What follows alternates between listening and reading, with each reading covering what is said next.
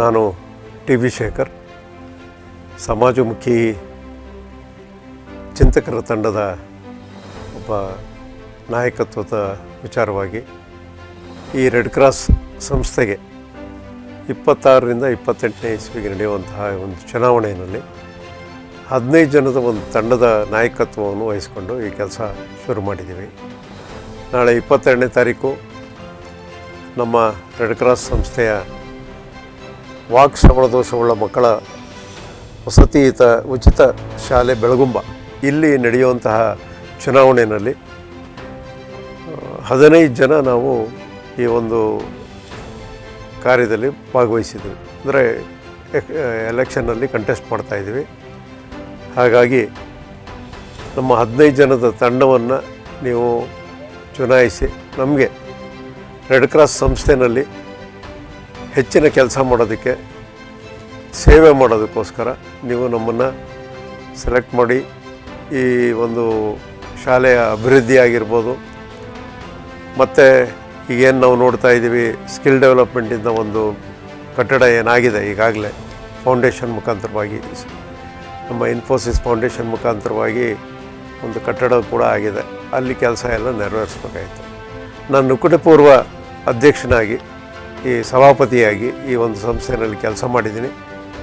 ನಿಮಗೆಲ್ಲ ತಿಳಿದ ಹಾಗೆ ಹಲವಾರು ವರ್ಷಗಳಿಂದ ಈ ಒಂದು ರೆಡ್ ಕ್ರಾಸ್ ಸಂಸ್ಥೆಯಲ್ಲಿ ಕೆಲಸ ಮಾಡ್ಕೊಂಬಂದವರೇ ಮುಂದುವರ್ಕೊಂಬಂದಿದ್ದಾರೆ. ಆದರೆ ಬದಲಾವಣೆಗಾಗಿ ನಾವು ಈ ಎಲೆಕ್ಷನ್ನ ಈ ವರ್ಷ ಮಾಡೋ ಒಂದು ವ್ಯವಸ್ಥೆ ಆಗಿದೆ. ಹಾಗೆಯೇ ಈಗೇನು ನಾವು ರೆಡ್ ಕ್ರಾಸ್ ಸಂಸ್ಥೆಯಲ್ಲಿ ಈ ಹಿಂದೆ ಬಸವಣ್ಣವರು ಇರ್ಬೋದು, ಮಲ್ಲಿಕಾರ್ಜುನವರು ಇರ್ಬೋದು, ಎಮ್ ಇ ರಾಮಚಂದ್ರರವರು, ಹಾಗೆಯೇ ಶ್ರೀಯುತ ಸನ್ಮಾನ್ಯ ನಮ್ಮ ಸಿ ವಿ ಮಹಾದೇವನವರ ಕಾಲದಲ್ಲೂ ಕೂಡ ಹೆಚ್ಚಿನ ಕೆಲಸಗಳು ನಡ್ಕೊಂಬಂದಿದೆ. ಅದೇ ರೀತಿ ಎಸ್ ನಾಗಣ್ಣವರು, ಪ್ರಜಾಪತಿ ನಾಗಣ್ಣವರು ಕೂಡ ಹಲವಾರು ವರ್ಷದಿಂದ ಅಲ್ಲಿ ಸೇವೆ ಸಲ್ಲಿಸ್ಕೊಂಬರ್ತಾ ಇದ್ದಾರೆ. ಆದರೆ ಒಂದು ವಿಚಾರ ನಾನಿಲ್ಲಿ ನಿಮ್ಮ ಗಮನಕ್ಕೆ ತರೋದಕ್ಕೆ ಇಚ್ಛಪಡ್ತೇನೆ. ಈಗಾಗಲೇ ಹಲವಾರು ವರ್ಷದಿಂದ ನಾವೇನು ರೆಡ್ ಕ್ರಾಸ್ ಬಿಲ್ಡಿಂಗು ಕಟ್ಟಿ ಅದರಲ್ಲಿ ಸಂಪನ್ಮೂಲ ಕ್ರೋಢೀಕರಣ ಮಾಡಿ ಅದರಿಂದ ಈ ಸಂಸ್ಥೆ ಬೆಳೆಸಬೇಕು ಅಂತ ಒಂದು ಉದ್ದೇಶ ಇಟ್ಕೊಂಡು ಏನು ಮಾಡಿತ್ತೋ, ಅದು ನಾನು ಅಧಿಕಾರ ವಹಿಸ್ಕೊಂಡಾಗ ಭಾಳ ಕ್ಷೀಣಿಸಿದ ವ್ಯವಸ್ಥೆನಲ್ಲಿತ್ತು. ಯಾವ ವ್ಯವಸ್ಥೆ ಅಂತ ಅಂದರೆ ಕೋಟಿಗಟ್ಟಲೆ ಅದರ ಮೇಲೆ ಸಾಲುಗಳು ಹಂಗೆ ಪೆಂಡಿಂಗ್ ಇತ್ತು. ಇದು ಪೆಂಡಿಂಗ್ ಇದ್ದಿದ್ದನ್ನು ಕೋಟಿಗಟ್ಟಲೆ ಸಾಲನ್ನ ತೀರಿಸಬೇಕಾಗಿತ್ತು. ಹಾಗಾಗಿ ನಮ್ಮಲ್ಲಿ ಸಂಪನ್ಮೂಲ ಕೊರತೆ ಇತ್ತಲ್ಲಿ. ಈ ಕೊರತೆಯನ್ನು ನೀಗೋದಕ್ಕೆ ನನ್ನ ಒಂದು ಅಧಿಕಾರ ಅವಧಿಯಲ್ಲಿ 3 ವರ್ಷದ ಅವಧಿಯಲ್ಲಿ ಸಂಪನ್ಮೂಲ ಕ್ರೋಢೀಕರಿಸಿ, ಯಾವ ರೀತಿ ಸಂಪನ್ಮೂಲ ಕ್ರೋಢೀಕರಿಸಿದೋ, ನಾವೇನು ಯಾರು ಜೋಬಿಂದ ಏನು ದುಡ್ಡು ಹಾಕಲ್ಲ, ಏನು ಕೆಲಸ ಮಾಡೋಕ್ಕೆ ಹೋಗಲಿಲ್ಲ. ಅಲ್ಲಿರೋ ಒಂದು ಬಾಡಿಗೆದಾರರದು, ಅದೇನು ನಮ್ಮ ಬಿಲ್ಡಿಂಗ್ನಲ್ಲಿ ಬರುವಂಥ ಬಾಡಿಗೆದಾರರನ್ನ ಹಲವಾರು ವರ್ಷಗಳಿಂದ ಬಾಡಿಗೆ ಕಟ್ಟದಲ್ಲೇ ಇರೋರಿದ್ದರು. ಹಾಗೆ ಖಾಲಿ ಇದ್ದಂತಹ ಕಟ್ಟಡವೂ ಇತ್ತು. ಅವನ್ನೆಲ್ಲ ಒಂದು ಶಿಸ್ತಾಗಿ ಅಚ್ಚುಕಟ್ಟಾಗಿ ನಿರ್ವಹಿಸಿ, ಆ ನಿರ್ವಹಣೆಗೆ ಅಲ್ಲಿ ಆಗ್ತಾಯಿದ್ದಿದ್ದು ಕೆಲಸ ಏನಪ್ಪ ಅಂದರೆ, ಅಲ್ಲಿ ಬಾಡಿಗೆದಾರರು ಯಾರನ್ನು ಬಾಡಿಗೆ ಕೊಡೋಕ್ಕೆ ಸರಿಯಾದ ಟೈಮಿಗೆ ಬಾಡಿಗೆ ಕೊಡೋಕ್ಕೆ ತಯಾರಿರಲಿಲ್ಲ. ಕೇಳಿದ್ರೆ ಇದು ವ್ಯವಸ್ಥೆ ಇಲ್ಲ, ಈ ವ್ಯವಸ್ಥೆ ಇಲ್ಲ, ಶೌಚಾಲಯದ ವ್ಯವಸ್ಥೆ ಇಲ್ಲ, ಈ ರೀತಿಯಾಗಿ ಸಣ್ಣ ಸಣ್ಣ ಕಾರಣಗಳು ಹೇಳಿ ಬಾಡಿಗೆ ನಿಲ್ಲಿಸ್ತಾಯಿದ್ರು. ಆದರೆ ಇವನ್ನೆಲ್ಲ ನಾವು ಪರಿಹರಿಸಿ ಕೆಳಗಡೆ ಒಳ್ಳೆಯ ಸುಸಜ್ಜಿತವಾದ ಒಂದು ಏನು ನಮ್ಮ ಪಾರ್ಕಿಂಗ್ ವ್ಯವಸ್ಥೆ ಇದೆ, ಅದನ್ನು ಕೂಡ ಅಚ್ಚುಕಟ್ಟಾಗಿ ವ್ಯವಸ್ಥೆ ಮಾಡಿ ಕೇವಲ 6-7 ಲಕ್ಷ ರೂಪಾಯಿ ಬರ್ತಾ ಇದ್ದಂತಹ ಒಂದು ಬಾಡಿಗೆ ಇದನ್ನು 10-12 ಲಕ್ಷ ರೂಪಾಯಿಗೆ ನಾವು ಜಾಸ್ತಿ ಮಾಡೋಕ್ಕೆ ಅವಕಾಶ ಆಯಿತು. ಆ ರೀತಿ ಮಾಡಿ ಖಾಲಿ ಇದ್ದಿದ್ದು ಬಿಲ್ಡಿಂಗ್ಗಳನ್ನೆಲ್ಲ ಬಾಡಿಗೆದಾರರನ್ನ ಹುಡುಕಿ ಅವ್ರಿಗೆ ಬಾಡಿಗೆ ಕೊಡೋದ್ರಿಂದ ಸಂಪನ್ಮೂಲ ಕ್ರೋಢೀಕರಣ ಭಾಳ ಅಚ್ಚುಕಟ್ಟಾಗಾಯಿತು.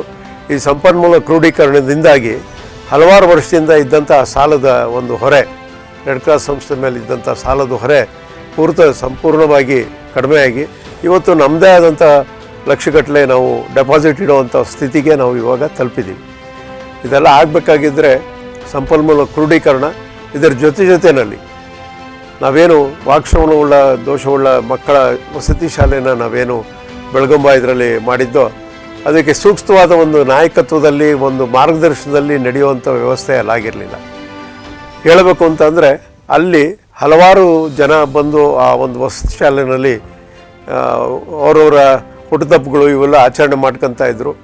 ಅದನ್ನೇ ಒಂದು ದೊಡ್ಡದಾಗಿ ನಮ್ಮ ಕೃಷ್ಣಯ್ಯನವರು, ಆ ಕೃಷ್ಣಯ್ಯನವರ ಒಂದು ಮುಖಂಡತ್ವದಲ್ಲಿ ಅದನ್ನು ಸರಿದಾರಿನಲ್ಲಿ ತಗೊಂಡೋಗಿ ಮಕ್ಕಳಿಗೆ ವಿದ್ಯಾಭ್ಯಾಸ ಕೊಡಿಸಿ ಹೆಚ್ಚಿನ ರೀತಿಯಲ್ಲಿ ಅಲ್ಲಿ ಭಾಳಷ್ಟಿದೆ.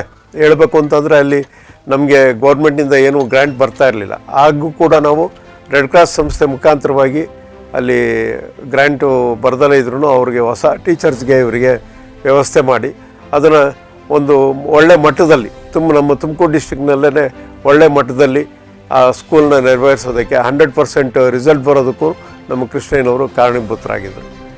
ಈ ರೀತಿಯಾಗಿ ಹಲವಾರು ಕಾರ್ಯಗಳು ನಾವು ಮಾಡ್ಕೊಂಬಂದು, ಹಾಗೆಯೇ ಇನ್ಫೋಸಿಸ್ನ ಏನು ಬಿಲ್ಡಿಂಗು ಹಲವಾರು ಕೋಟಿ ಖರ್ಚು ಮಾಡಿ ಇದು ಮಾಡಿದ್ದಾರೆ, ಅದು ನಮ್ಮ ಕಾಲದಲ್ಲೇ ಓಪನಿಂಗ್ ಆಯಿತು. ಒಂದು 2-3 ವರ್ಷ ಅದು ಪೆಂಡಿಂಗ್ ಆಗಿತ್ತು, ಬಿಲ್ಡಿಂಗು ಪೂರ್ತಿ ಆಗಿರಲಿಲ್ಲ. ನಮ್ಮ ಕಾಲದಲ್ಲಿ ನಮ್ಮ ಪೀರಿಯಡ್ನಲ್ಲಿ 24ನೇ ಇಸ್ವಿನಲ್ಲಿ ಅದನ್ನು ಸಂಪೂರ್ಣವಾಗಿ ಸುಸಜ್ಜಿತವಾಗಿ ವ್ಯವಸ್ಥೆ ಮಾಡಿ ಅದು ಓಪನಿಂಗ್ ಮಾಡಿದೋ. ಅದು ಆ ಒಂದು ಇನ್ಫೋಸಿಸ್ ವ್ಯವಸ್ಥೆ ಏನು ನಮಗೆ ಕೊಟ್ಟಿದ್ದರು ಅದನ್ನು ಸದುಪಯೋಗ ಪಡಿಸ್ಕೊಳ್ಳೋದಕ್ಕೆ ಆ ಉದ್ದೇಶದಿಂದ JSSನವರು ಒಂದು ಕಾರ್ಯ ಇದು ಮಾಡಿದ್ದಾರೆ ಮೈಸೂರಿನಲ್ಲಿ. ಅಲ್ಲೂ ಹೋಗಿ ನಾವೆಲ್ಲ ಒಂದು ಸ್ಥಳ ಪರಿಶೀಲನೆ ಮಾಡಿ ಈ ಮುಂದಕ್ಕೆ ಏನು ಮಾಡಬೇಕು ಅನ್ನೋ ಒಂದು ಹಂತದಲ್ಲಿದ್ದೋ. ಆಗ ನಮ್ಮ ಟರ್ಮ್ ಮುಗೀತು. ಹಾಗಾಗಿ ಅದನ್ನು ಇನ್ನೂ ಹೆಚ್ಚಿನ ರೀತಿಯಲ್ಲಿ ಮಾಡಬೇಕು. ಈಗಿನ ಪ್ರಶ್ನೆ ಬಂದಿರೋದೇನಪ್ಪ ಅಂತಂದರೆ, ನಾವು ಅಂದರೆ ರೆಡ್ ಕ್ರಾಸ್ನಲ್ಲಿ ಸೇವೆಗೆ ಬರುವಂಥವ್ರದ್ದು ಭಾಳ ಪ್ರಮುಖ, ಅದು ಸೇವೆನೇ ಪರಮ ಗುರಿಯಲ್ಲಿ, ಸೇವೆ ಬಿಟ್ಟು ಬೇರೆ ಏನೂ ಇಲ್ಲ ಅಲ್ಲಿ. ಆ ಸೇವೆ ಯಾವ ಮಟ್ಟಕ್ಕಿದೆ ಅಂತಂದರೆ ನನಗಲ್ಲಿ ಹಿರಿಯವರೆಲ್ಲ ಬಂದಾಗ ಹೇಳಿದ್ರು, ಸ್ಕೈ ಇಸ್ ದ ಲಿಮಿಟ್ ಅನ್ನೋ ಮಾತು ಅಲ್ಲಿ ಬರ್ತಾಯಿತ್ತು. ಅಂದರೆ ಸೇವೆ ಮಾಡೋದಕ್ಕೆ ಅಲ್ಲಿವರೆಗೂ ಅವಕಾಶ ಇದೆ. ಒಂದು ಎರಡು ವಿಚಾರಗಳೇ ಅಲ್ಲ, ಹಲವಾರು ವಿಚಾರಗಳಲ್ಲಿ ರೆಡ್ ಕ್ರಾಸ್ ಸಂಸ್ಥೆನ ನಾವು ಸೇವೆ ಮಾಡ್ಬೋದು. ಆ ಸೇವೆ ಮಾಡೋದಕ್ಕೋಸ್ಕರವಾಗಿ ಭಾಳ ವರ್ಷದಿಂದ ಅಲ್ಲೇ